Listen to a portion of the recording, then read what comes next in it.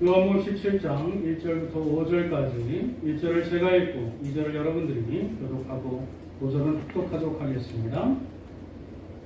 예수께서 이 말씀을 하시고 눈을 들어 하늘을 우러러 이르시되 아버지여 때가 이르렀사오니 아들을 영화롭게 하사 아들로 아버지를 영화롭게 하게 하옵소서. 아버지께서 아들을 주신 모든 사람에게 영생을 주게 하시려고 아무리 다스리는 권세를 아들에게 주셨으니 영생은 곧 유일하신 참 하나님과 그가 보내신 자 예수 그리스도를 아는 것이니이다.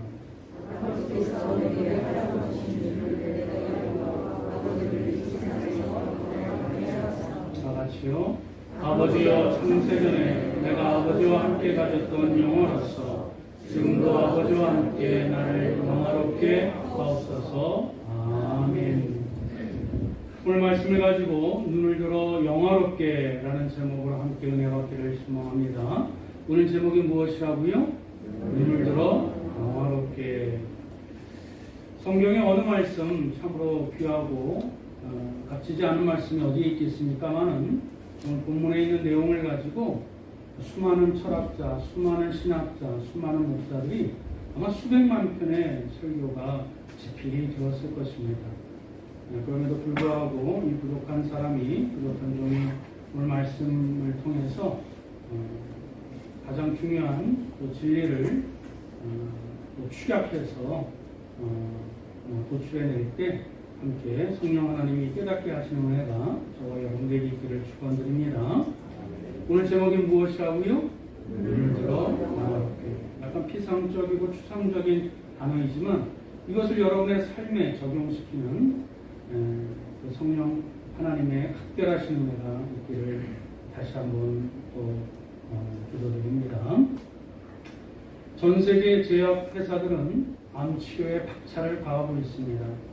지금도 코로나 때문에 코로나 치료제, 오미크론 치료제가 지금 파이저에서 개발됐지요? 이제 상용화된다고. 근데 오미크론이 발견된 지는 벌써 발생된 지는 4개월 가까이 되거든요. 그만큼 늦어요.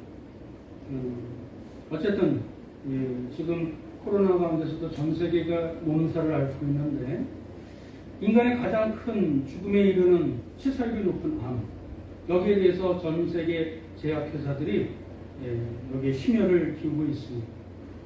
그런데 이 암치료제의 가장 큰 공로자가 누구라고 생각하십니까? 가장 큰 공로자는 제약회사 CEO도 아니고 연구하는 의학자도 아니고 바로 이름 없는 임상실험 대상자들이라고 합니다. 아직 약효가 검증되지 않은 그 시약이라도 얻기 위해서 많은 말기 암 환자들이 마지막 지푸라기라도 짓고 싶은 심정으로 그 새로운 치료법의 그 연구 대상이 되겠다고 그렇게 지원을 한다고 합니다. 왜 그럴까요? 아직 검증이 안 됐는데, 아직 이렇게 치료법이 발효가 안 됐는데 왜 그렇게 사람들이 앞다투어 그 지원을 할까요? 가장 핵심의 이유는 죽음을 두려워하기 때문에 그렇습니다. 이 세상에서 살아있는 사람치고 남녀노소를 불문하고 죽음이라는 단어를 달가워하고 기뻐하는 사람은 아무도 없습니다. 모든 사람들은 다 죽음과 가까이 하기를 꺼려합니다. 그러나 오늘 우리 주님이 보여주셨던 모습은 우리와 사뭇 다르십니다. 주님은 지금 당신의 죽음을 목전에 두고 있습니다. 누구보다도 당신 자신의 죽음을 정확하게 알고 계셨던 분이 예수 그리스도십니다. 십자가 위에서 못 박히사 처참하게 찢어져 죽어야 함을 그 직전의 시각 가운데서도 분명하게 알고 계셨습니다.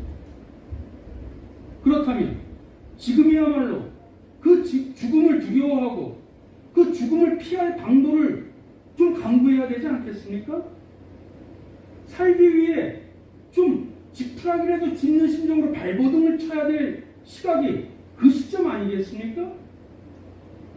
그런데 그 일각을 다투는 그 순간에, 그 긴박한 순간에 주님께서는 오히려 제자들을 위로하고 격려하시면서 놀랍게 이렇게 말씀하셨습니다.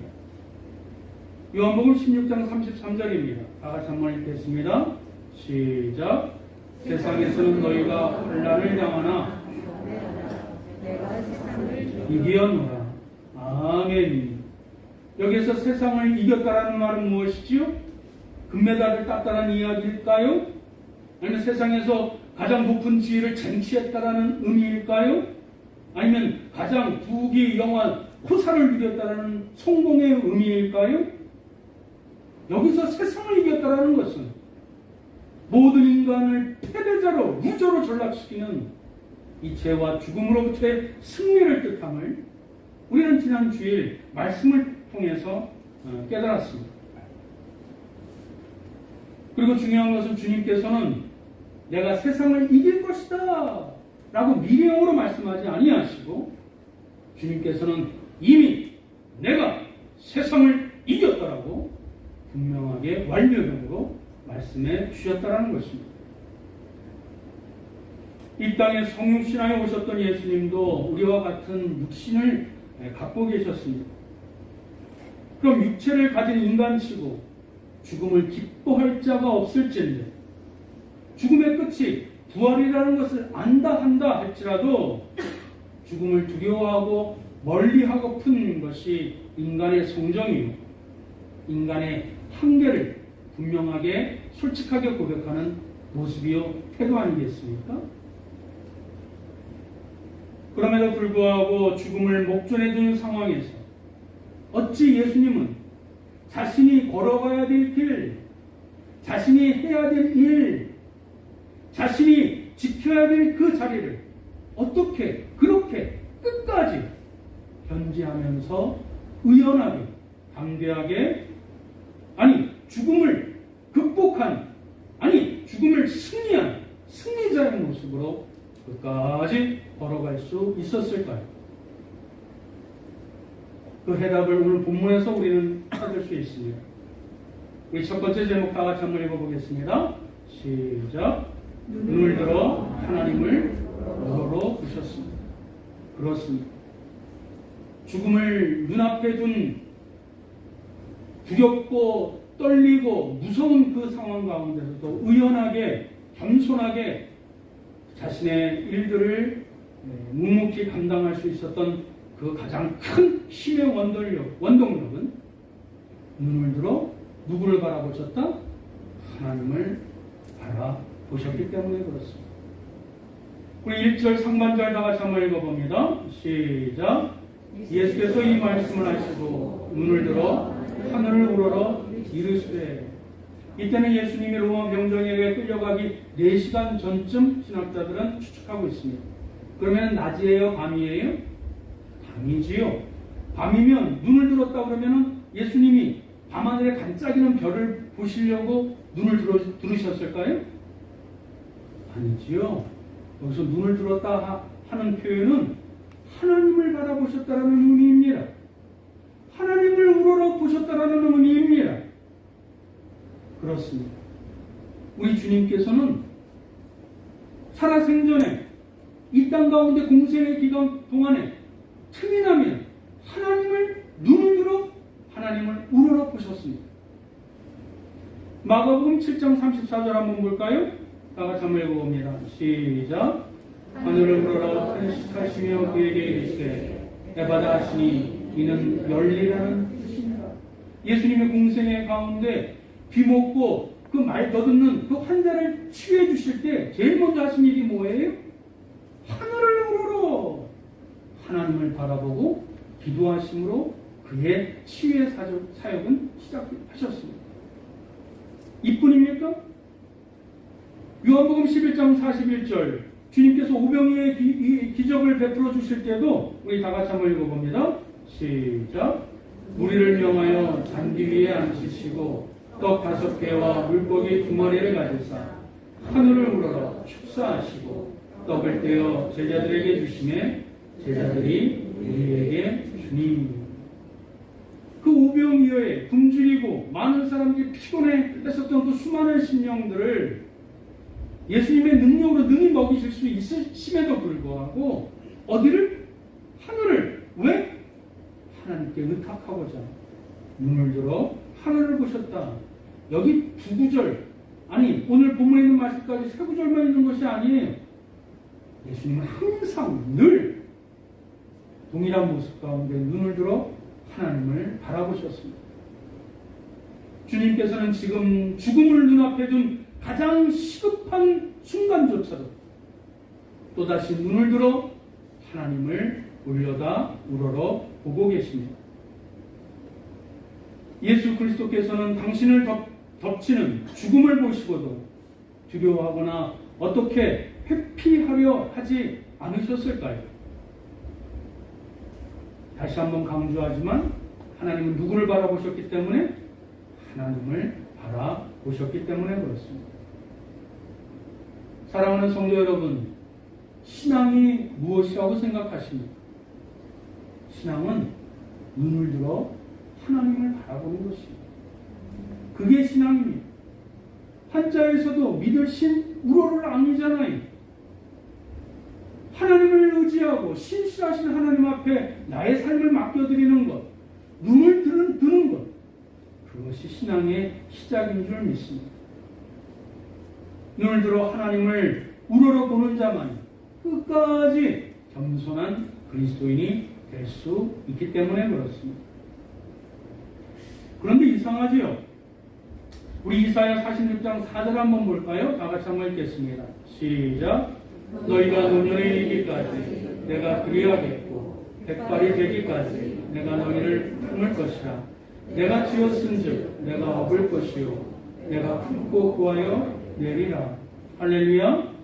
하나님께서 이사야 선지자를 통해서 이스라엘 백성들에게 하나님의 사랑과 은혜가 어떠한지를 표현해 주기 위하여 마치 그 부모가 자식을 품듯이 그 어미닭이 병아리를 품듯이 늘 지키고 보호하고 인도해 줄 것이란 이 확신에 찬 이 회복의 메시지를 이사야 선지자를 통해서 이렇게 공포하게 하시니 하나님이 어디에 계세요? 무소부지하시는 어디에나 계시는 분이시잖아요. 과거와 현재, 미래에 동시에 공존하신 분이시잖아요. 근데 왜 유독 예수님은 왜 고개를 들어서 하나님이 하늘에만 있는 것처럼 그렇게 쳐다보셨을까요? 궁금하지 않으세요?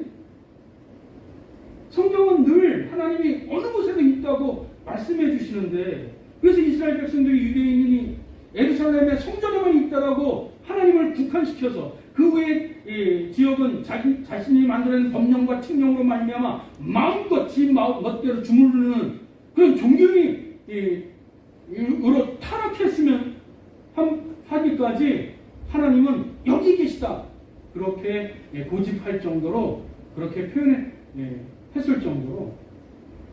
근데 왜 유독 예수님은 하나님이 멀리 자신과 떨어져 있는 것처럼 이렇게 표현하셨을까요?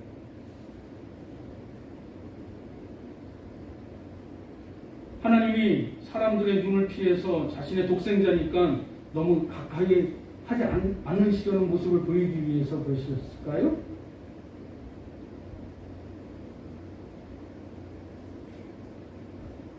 아니지요. 제가 뭐 좀 말을 잘 못하면 이렇게 좀 더듬거려요. 예수님께서 이렇게 표현하시는 이유는 한 가지입니다. 겸손하시기 때문에 그렇습니다. 예수님이 하나님과 동등된 존재임에도 불구하고 자신이 눈을 들어 자기가 낮아진 자리에 있음을 늘 잊지 않기 위하여 하나님을 우러러 보았다고 그렇게 성경은 표현해주고 있습니다.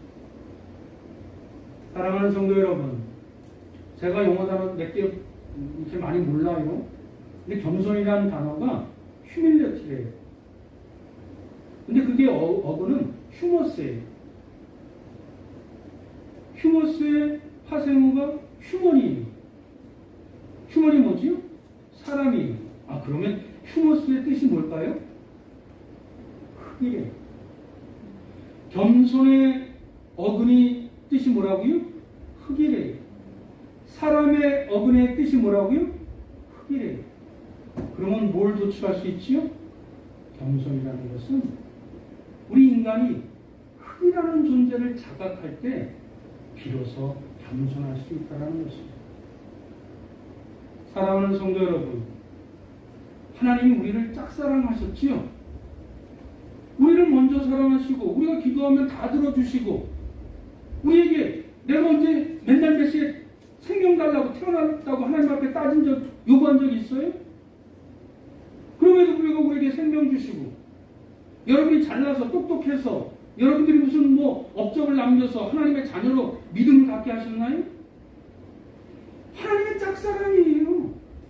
하나님이 우리를 이렇게 쫄래쫄래 찾아오셔서 그냥 다 보이지 아니하는 이 돈으로 환상할 수 없는 놀라운 은혜를 베풀어 주셨어요.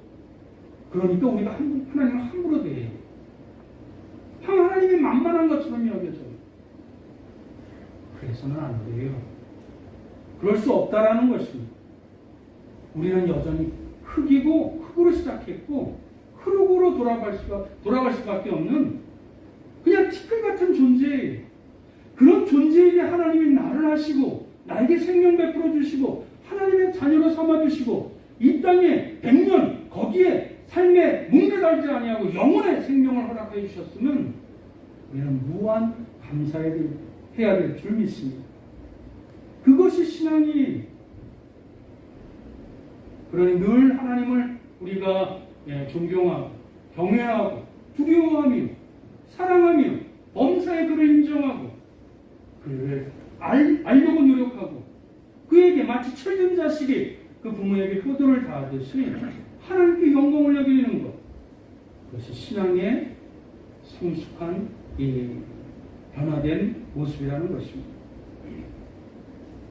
예수님은 눈을 들어 하나님을 바라봤다라는 이 표현을 통해서 끝까지 자신이 하나님과 동등된 존재임에도 불구하고 동등된 영광을 취할 수 있는 그런 자격이 있으심에도 불구하고 동등된 능력을 갖고 계심에도 불구하고 낮아진 자리에서 그 겸손함을 놓치지 않았기에 늘 언제나 하나님을 우러러 보았고 하나님을 의지했었고 그리고 자신에게 맡겨진 일들을 끝까지 완수할 수 있는 그래서 하나님께 영광을 올려드리는 믿음의 모습을 보일 수 있었던 것입니다. 사랑하는 성도 여러분, 우리는 언제나 눈을 들어 하나님을 우러러 보는 자들이 되어야 합니다. 그때 우리는 아무리 세월이 흘러도 아무리 내 위치나 상황이 좋아졌다 할지라도 교만에 빠지지 아니하고 진정 하나님만 드러내는 겸손한 그리스도인이 될 수 있음을 기억하시고 주님의 이름으로 축원드립니다. 두 번째, 하나님께서 예수 그리스도께서 죽음 앞에서 초연한 모습을 보일 수 있었던 이유는 두 번째 제목입니다. 다 같이 읽겠습니다. 시작. 이 땅의 영광이 아닌 하늘의 영광을 구하셨습니다. 아멘. 이 땅의 영광이 아닌 어디의 영광을 구하셨어요? 하늘의 영광이고 하나님의 영광을 구하셨습니다.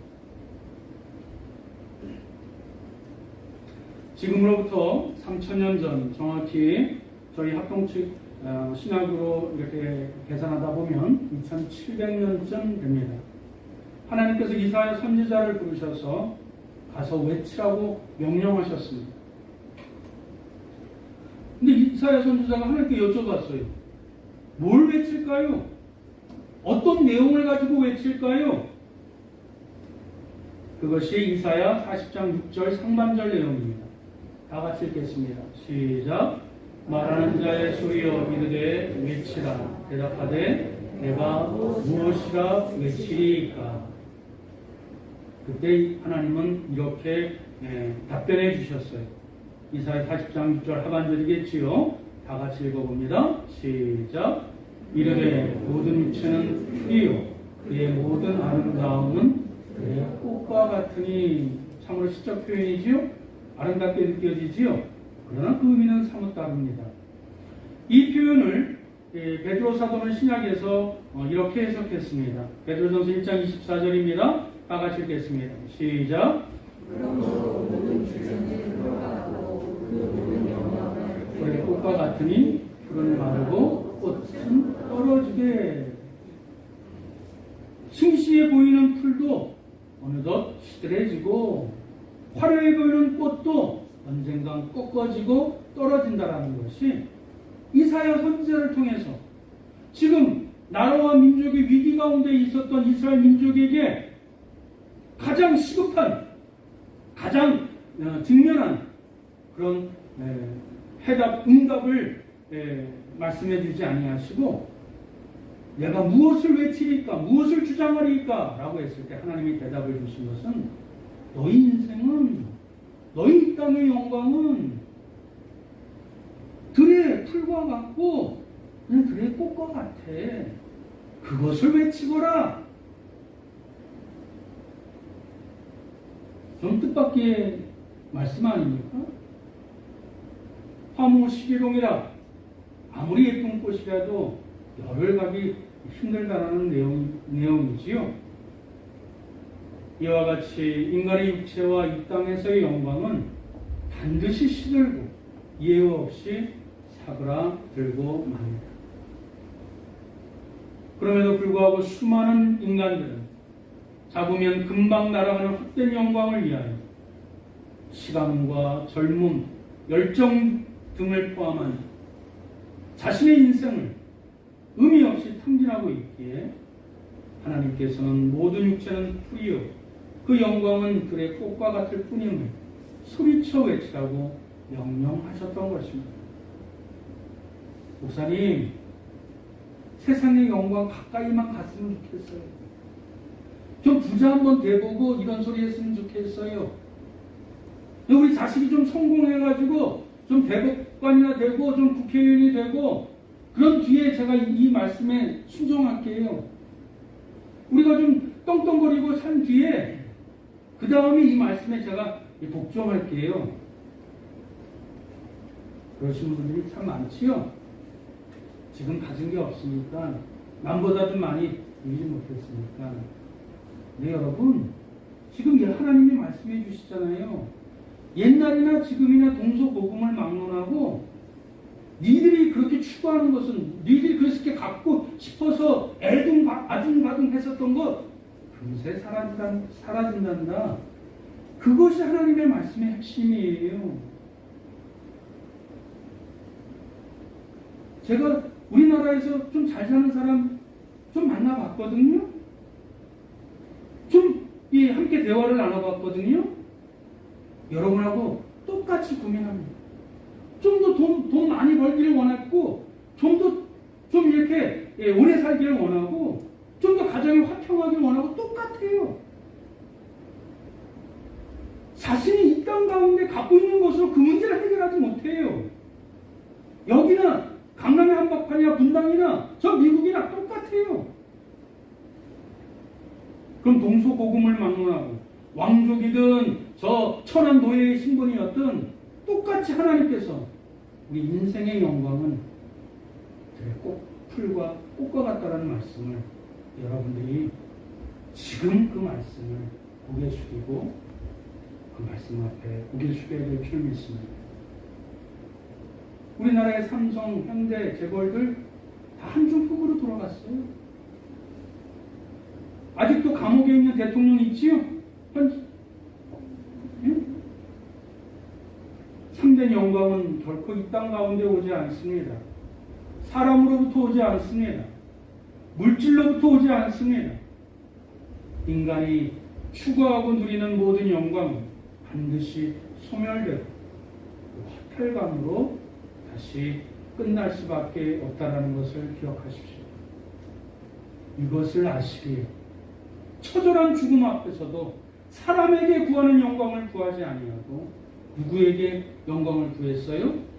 하나님의 영광을 구했어요. 눈을 들어 그리고 기도하셨습니다. 1절 말씀입니다. 다 같이 함께 읽겠습니다. 시작. 하나님께서 이 말씀을 하시고 눈을 들어 하늘을 우러러 이르시되 아버지여 때가 이르렀사오니 아들을 영화롭게 하사 아들로 아버지를 영화롭게 하옵소서. 마지막 순간에 예수님은 하나님께 무엇을 구했나요? 좀 더 오래 살려달라고 구했나요? 아니면 이왕 죽을 거 편안하게 안락사 시켜달라고 구했나요? 주님께서는 마지막 순간에 하나님의 영광을 구했습니다. 하나님만이 영원한 분이시기에, 하나님만이 참 진리이시기에, 하나님만이 참 진실하신 분이시기에 오직 영원한 영광은 하늘로부터만, 오직 하나님께로부터 주어짐을 주님은 아셨기 때문에 하나님께 그 영광을 구했던 것입니다. 사랑하는 성도 여러분, 우리 그리스도인의 삶의 목적은 하나님께 영광을 돌리는 것입니다. 여러분 인정하십니까? 믿으십니까? 웨스트민스터 소유의 문답 제1문 다 같이 한번 읽어봅니다. 시작.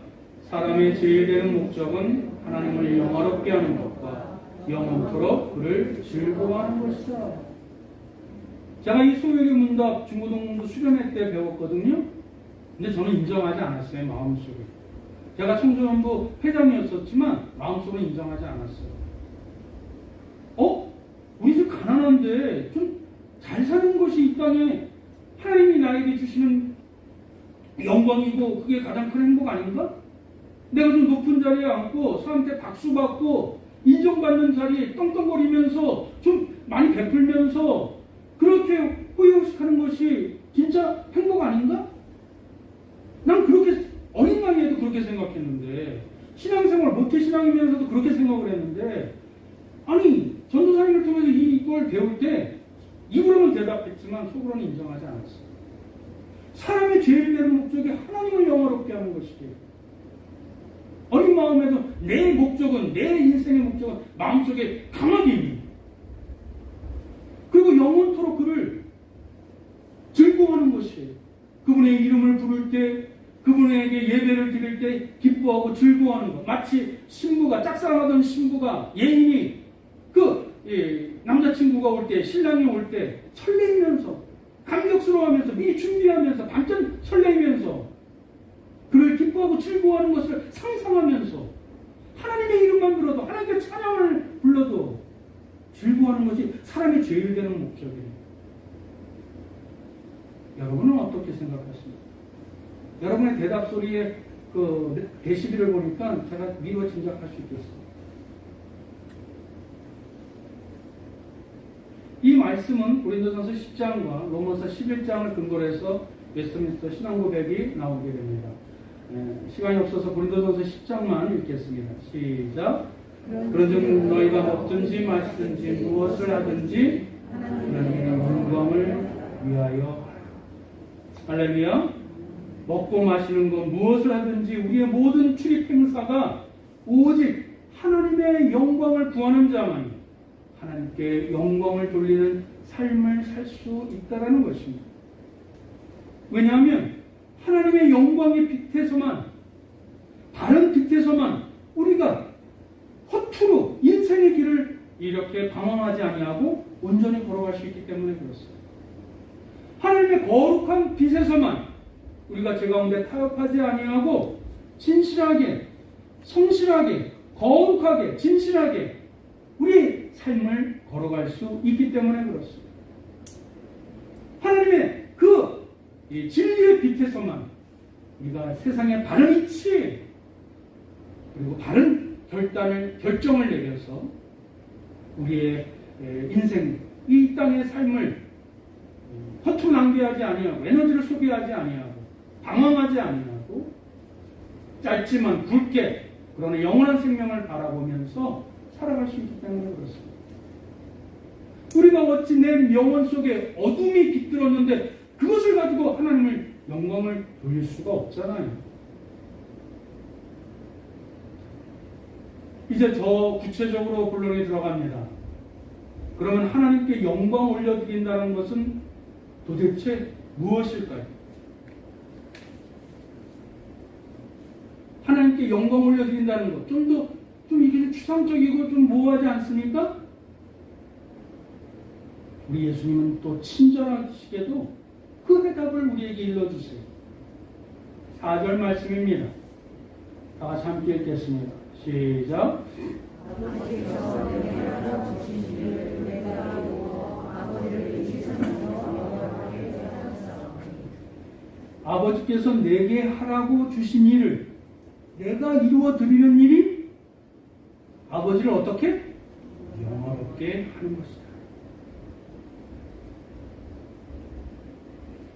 예수님께서 하나님께서 주님께 하라고 명령하신 일을 완수함으로써 하나님 아버지께 영광을 돌리셨습니다. 만약 예수 그리스도께서 십자가의 죽음을 회피하시어 그 십자가를 통해 이루시려는 하나님의 구원의 계획을 무산시키셨다면 주님은 입으로는 하나님의 영광을 위하여 라고 말씀하셨지만 입으로는 하나님의 영광을 찬양했지만 그것은 하나님을 향한 바르고 참된 올바른 영광은 되지 못했을 것입니다. 사랑하는 성도 여러분, 하나님의 영광을 드러낸다는 것은 입으로만 하는 것이 아닙니다. 말로만 하는 것이 아닙니다. 찬양으로 노래로만 되는 것이 아닙니다. 지금 하나님께서 내게 하라고 명령하신 일을 구체적으로 이루어드리는 것, 힘들지만 피곤하지만 좀 그렇게 바라진 않지만 하나씩 차근차근 꾸준히 지속적으로 이루어드리는 것, 그것이 하나님을 영화롭게 하는 것입니다. 이제 좀 더 깊이 들어갈까요?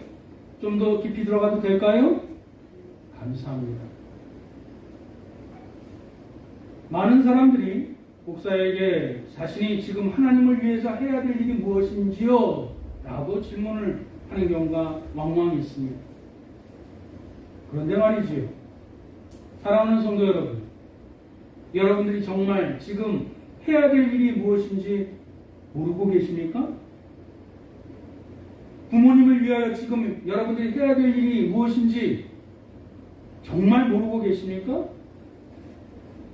아내를 위하여, 남편을 위하여 지금 마땅히 해야 될 일임에도 불구하고 계속 미루고 회피하고 있음을 정말 모르고 계십니까? 형제와 자식을 위하여 해서는 안 될 것을 알고 있으면서도 그것을 하지 않고 있음을 정말 모르고 계십니까? 교회 교인으로서 성도로서 직분자로서 마땅히 해야 될 일들을 정말 모르고 계십니까?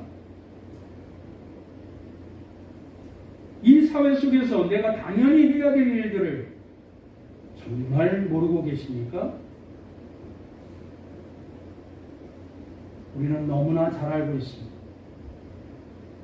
바로 잘 알고 있는 그 일을 회피하지 않는 것,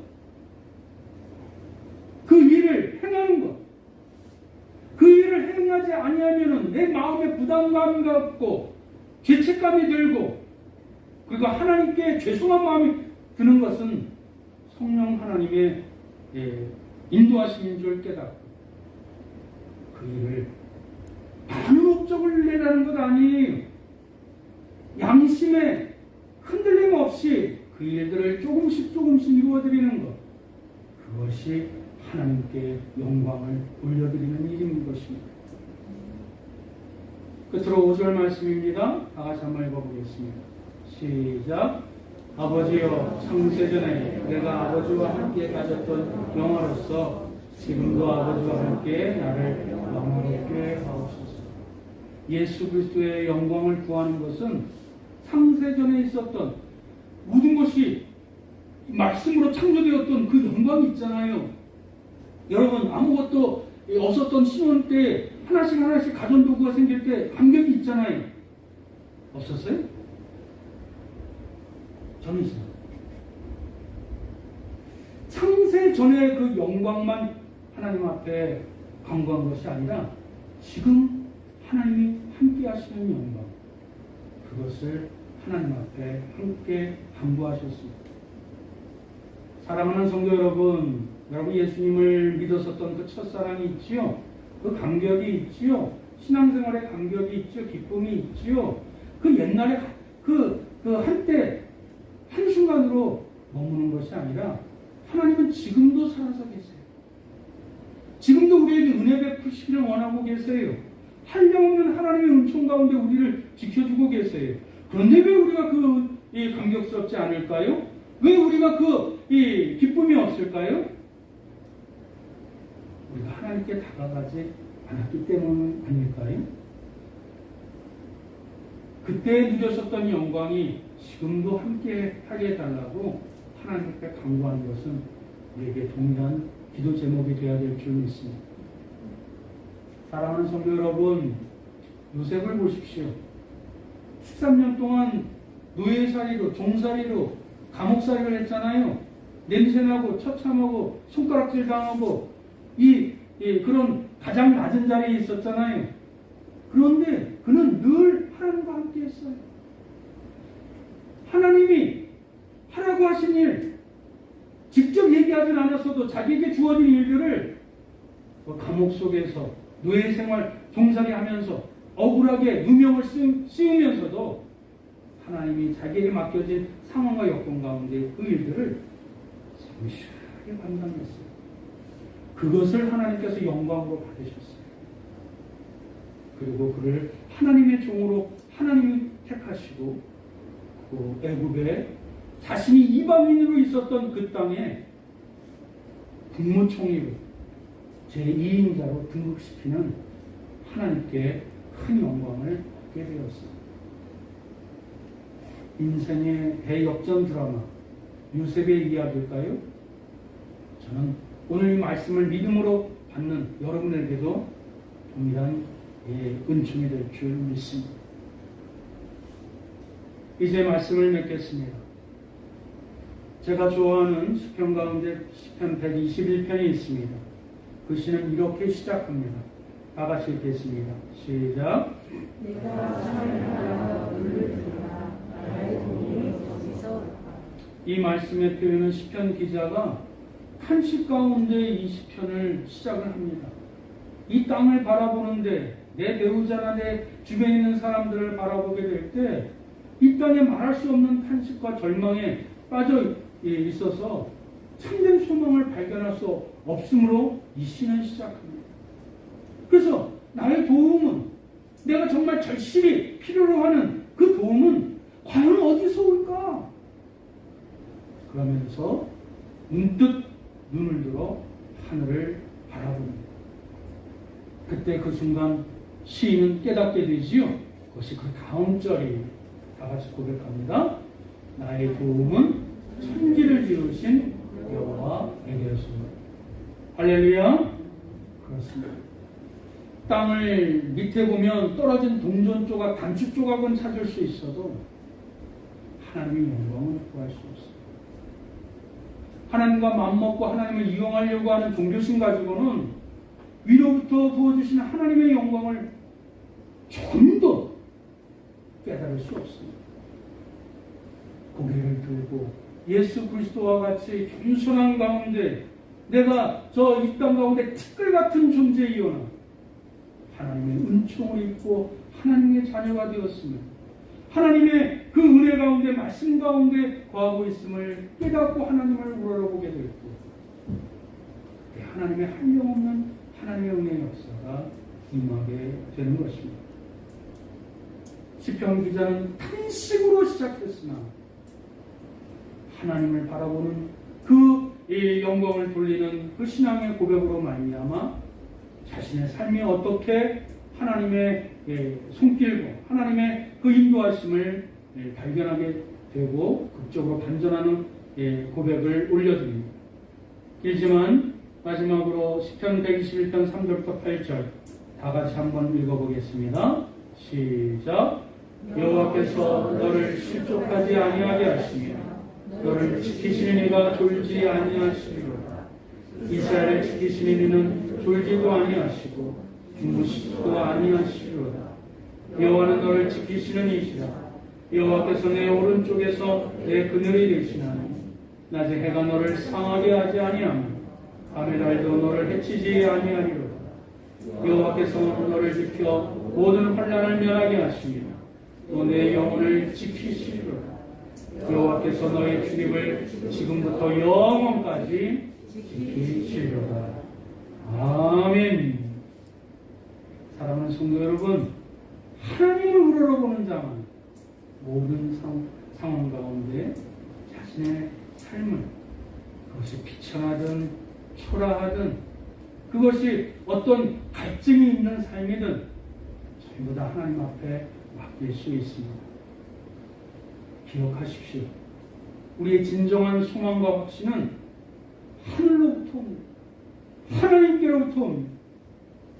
그리고 나에게 지금 맡겨주신 일들, 그것을 조금씩 성실하게 이루어드릴 때 하나님께 영광을 구하게 될 때 그분 안에서 놀랍고 풍성한 아름답고 거룩한 하나님의 영광을 누리게 될 줄 믿습니다. 기도하겠습니다. 사랑과 은혜가 풍성하신 하나님, 눈을 들어 하나님을 바라보는 것이 신앙이라 하셨으니 이 땅에서 우리의 기쁨과 소망을 찾지 아니하고 예수님의 신앙처럼 겸손한 가운데 매 순간 눈을 들어 하나님을 의탁하는 순수하고 청초한 성도들 되게 하여 주옵소서. 또한 이 세상에서 반짝거린다고 마음을, 눈을 빼앗겨 헛된 영광을 구하느라 하나님께서 우리에게 주신 귀중한 시간과 에너지를 더 이상 탕진하지 않게 하여 주시옵시고, 그래서 마땅히 해야 될 일들을 하지 않는 마음으로 생기는 죄책감과 양심의 가책 가운데 살지 않도록 인도하여 주옵소서.